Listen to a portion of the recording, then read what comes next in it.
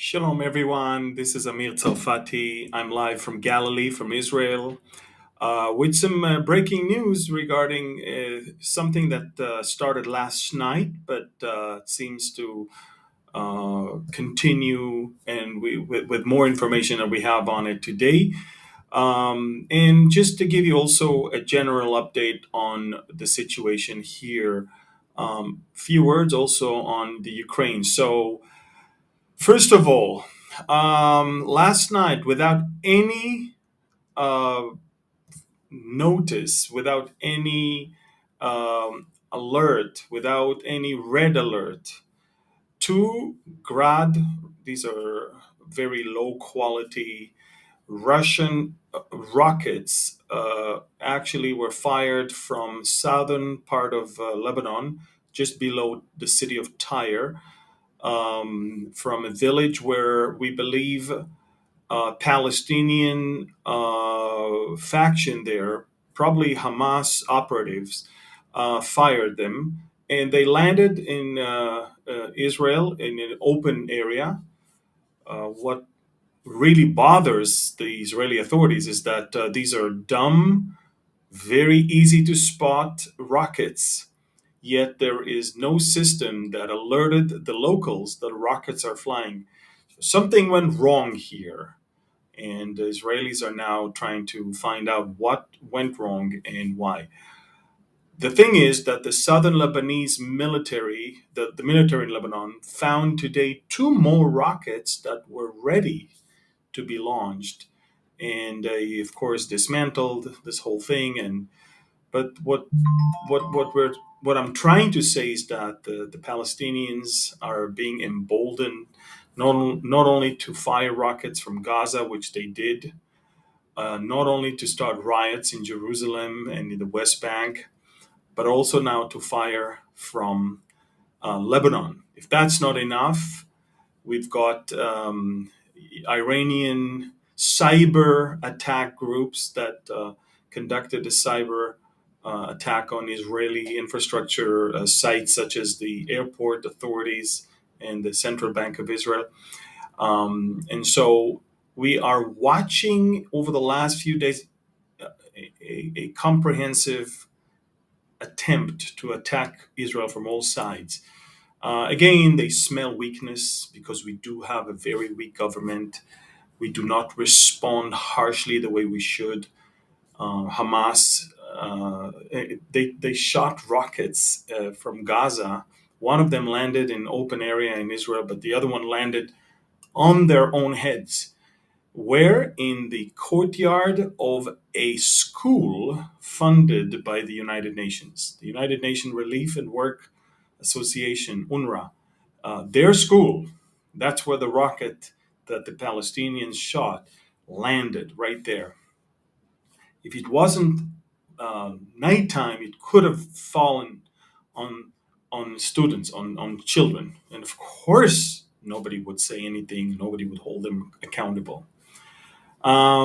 So we're watching an interesting thing, and I told you, folks, I told you that this is a well planned, well organized attempt to attack, and for two reasons. One, because the Palestinian agenda and the Palestinian issue was taken from the top to the very bottom because of so many other reasons, the collapse of so many Arab countries, the coronavirus, and of course the Abraham Accords that brought so many countries to be friends with Israel. All of that made the Palestinian issue a non-issue over the past 2.5 years, and the government of change changed it and brought it back to the table. And the Palestinians are very frustrated with seeing all those other Arab countries befriending Israel. And so what they did, they realized that the political thing is not working. Oh, that's F-16 is just flying. The F-16 is just taking off. Not sure. Maybe there's some more action on the border. I'm very close to the northernmost military airbase in Israel here.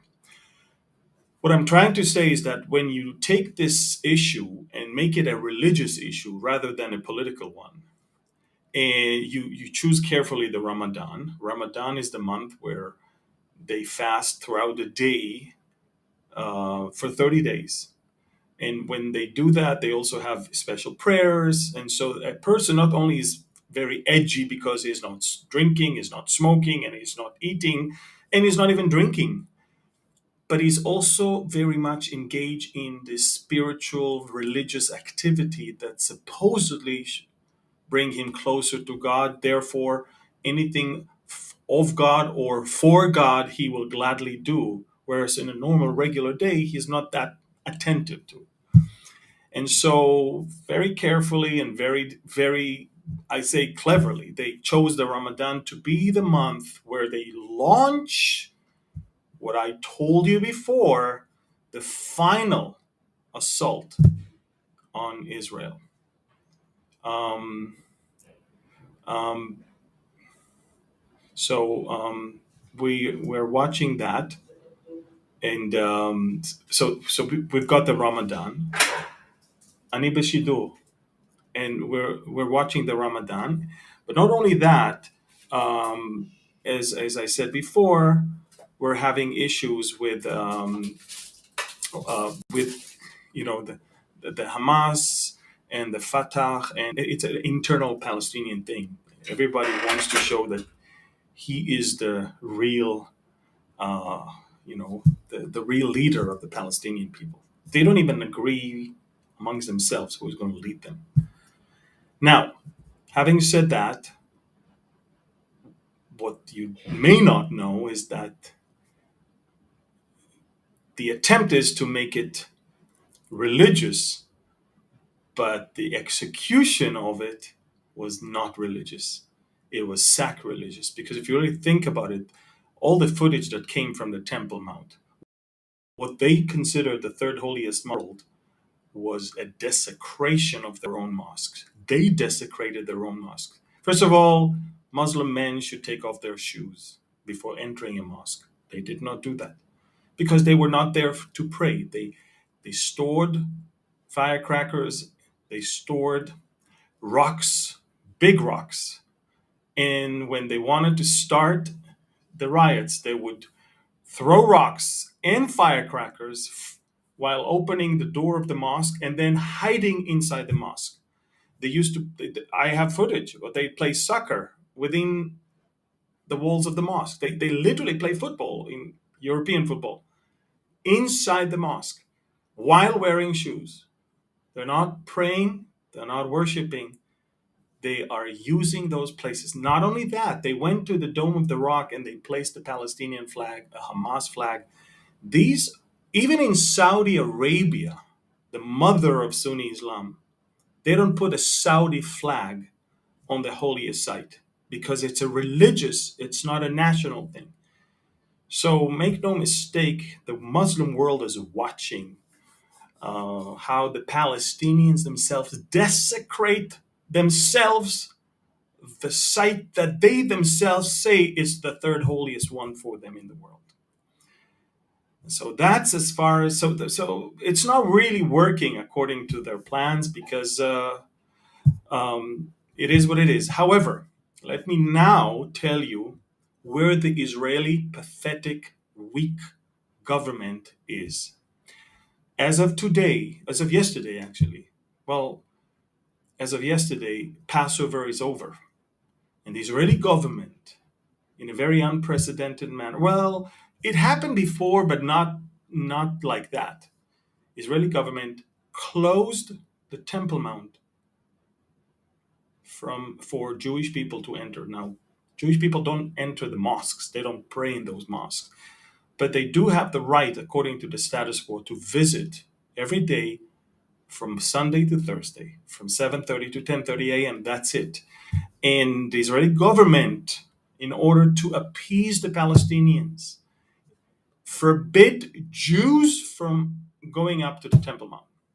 It's locked. It's closed. Jews cannot allow it. I'm just thinking. I'm just thinking about what if we closed the Jewish quarter in the Western Wall from Muslims or Christians. The whole world would say that we are apartheid, that we're racist. I mean, think about it. They say that anyway. But look what we did. We actually closed the place for Jewish access. That's what it is. And so you can clearly see that when you act like that, you invite more troubles and more problems. And this is exactly what is going on. So, rockets from Lebanon last night. 2 more rockets were found this morning. These are Palestinian factions of Hamas that were trying to show their solidarity with everybody else. We know that things could come from Syria. You know, when you have a weak government, when you have a very undecisive response, you invite problems, and this is exactly what's going on right now. Now, let me give you a short update on the Ukraine, and you may not agree or like it because unfortunately I'm not following the mainstream media that tries to portray a Russian defeat and a Ukrainian victory. It is far from that. Let me explain.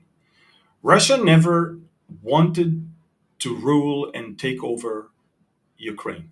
This was never the agenda. The agenda was to make Ukraine not join NATO, to make Ukraine recognize Crimea as a Russian territory, and to make Ukraine recognize the Donbas area, Luhansk and Donetsk, as separate republics that are not under Ukrainian rule.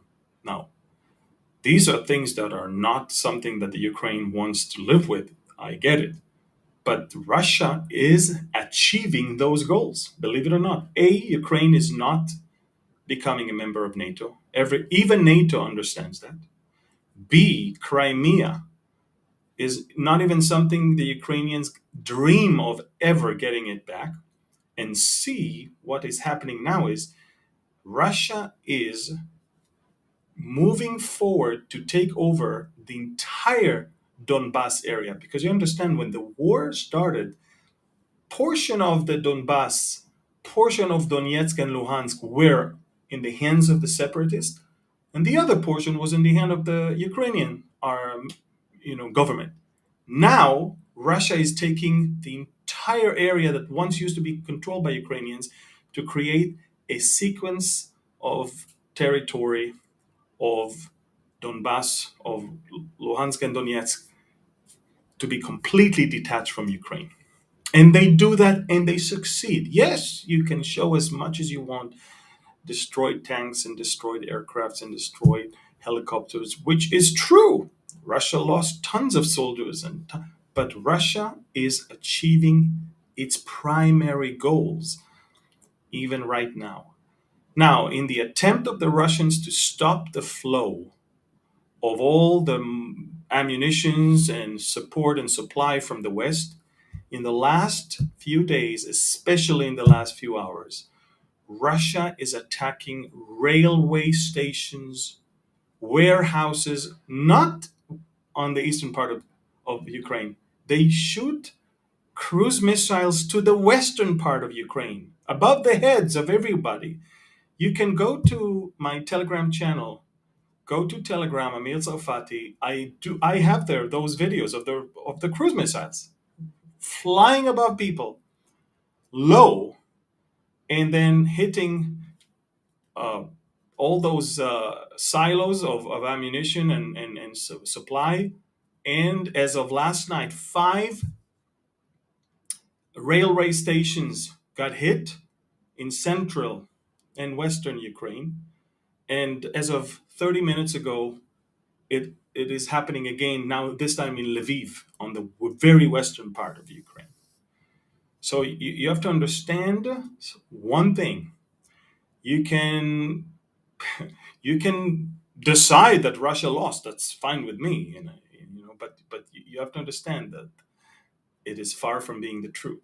Not that I am pro-Russian. In fact, I am against this war to begin with, and I always say to people, Rosh will be judged by God. God said in Ezekiel 38, I am against you. So I'm not pro Putin, pro Russian, but I am going to tell you the truth.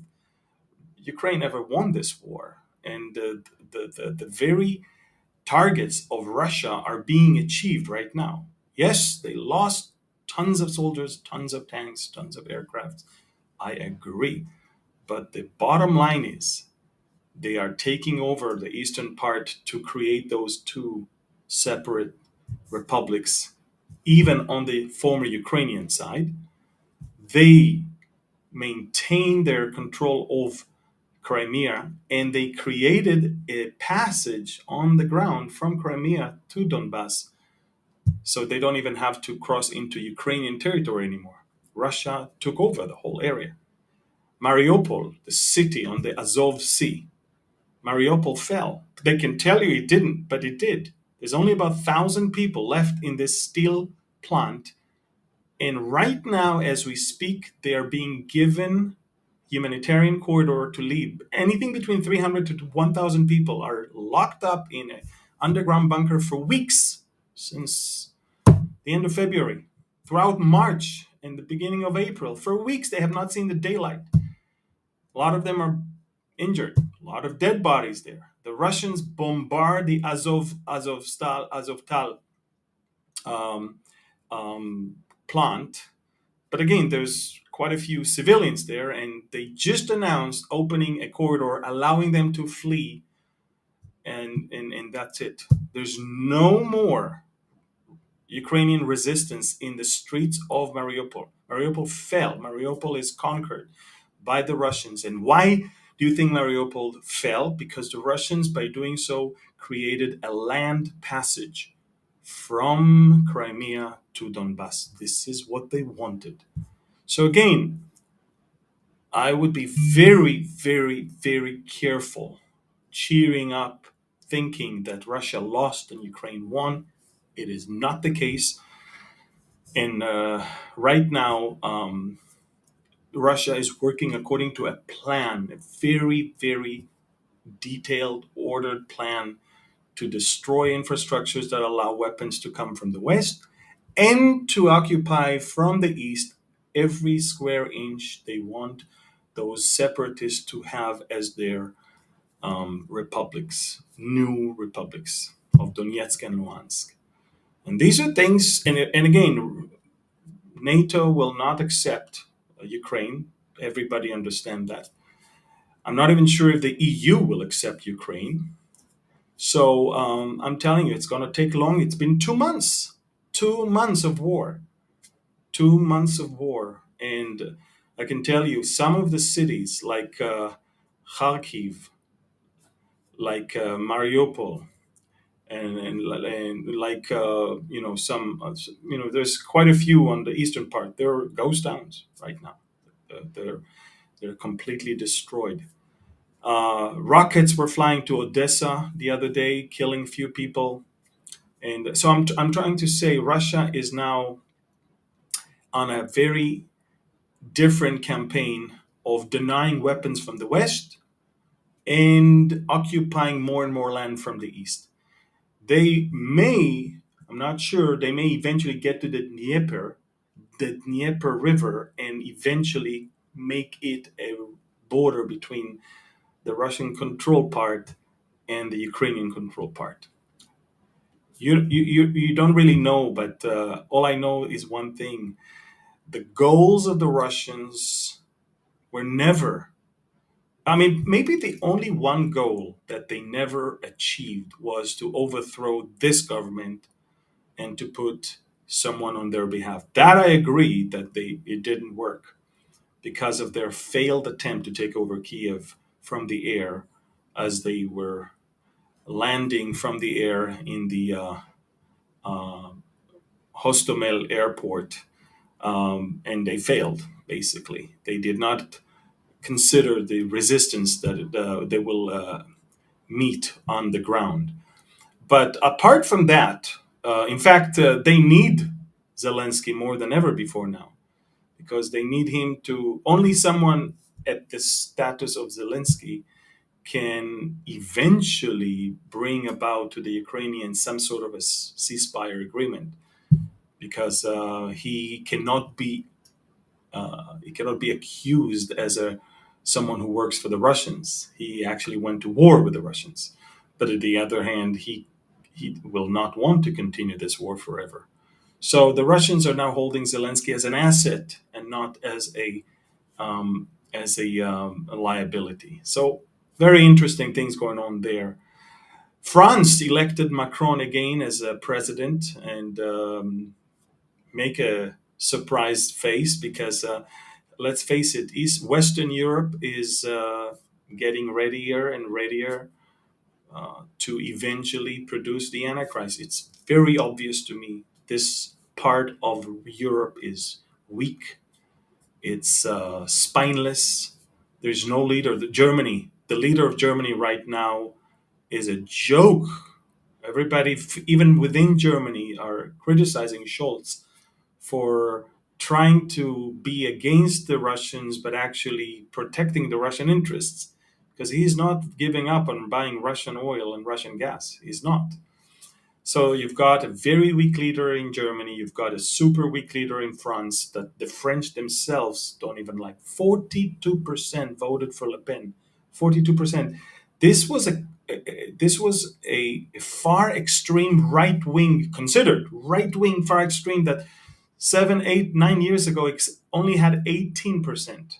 It's 42% right now. It tells you how much France is divided and how much Macron is weak. So Germany is weak. Italy at the moment is weak. All the western part of Europe is basically very liberal, very progressive, very weak, very confused. And this leadership crisis will eventually produce this thirst and hunger for someone whom I believe will be the Antichrist. So there's a lot that is going on right now. I have some good news and bad news. Next week, we're going to launch Revealing Revelation, my anticipated book. Okay, the printer cannot print fast enough, and there's not enough books, basically. Amazon bought a lot because Amazon is banking on pre-orders. Only pre-orders will get the book on time, just so you know. So if you haven't got this Revealing Revelation book, you want to do that now, because next week it will be officially released. And guess who gets it first? Those who pre-ordered it. So go ahead and secure the book. And I'm telling you, it's going to be the best way for you to ever understand the book of Revelation, which will also explain a lot of what's going on now to all of you. Good. This was a short, but I think a very needed update. Again, rockets from Lebanon towards Israel last night. 2 more rockets were found today and dismantled by the Lebanese army. Share this update with as many people as you can, and follow me on Telegram. Telegram is the only way you can see the news, you can see videos, maps, and 24/7 updates on what's going on. Okay, Telegram, Messenger, download it. Go for Amir Tsarfati. I've got about 264,000 subscribers, so you will know exactly which is the right one and not the fake one. There's tons of fake ones. And follow me there. You'll see tons of very interesting things. All right. Thank you. God bless you. And shalom from Galilee. Bye-bye.